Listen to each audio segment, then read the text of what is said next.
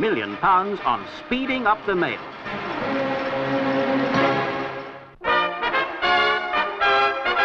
The first British pilot to fly solo round the world.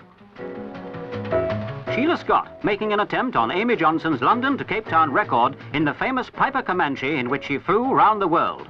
She now has 28 world records to her name.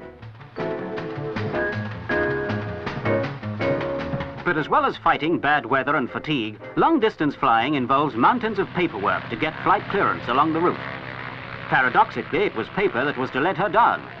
Officials in Chad, in Central Africa, suddenly decided not to allow her to fly on, so Sheila had to return home and plan another route.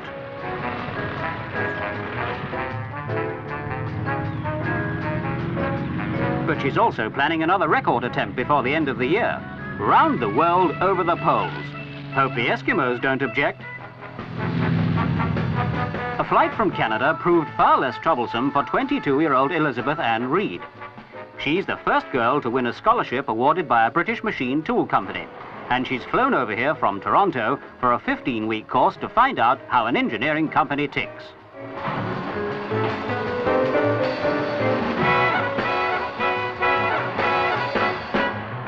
Purpose of the scholarship?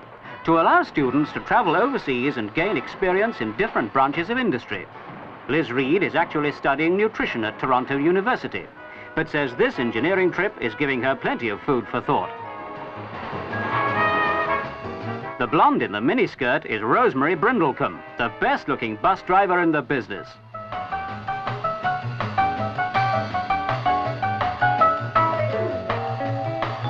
Rosemary works for her father's coach company at Wokingham, Berkshire, driving 40-footers with all the assurance of her male colleagues.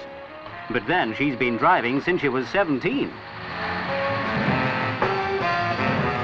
At 21, she was driving minibuses, and now at 26, she's on the heavy stuff. The school busload is easy to cope with, but Rosemary still finds trouble with passengers. They're always trying to get off while they're still on.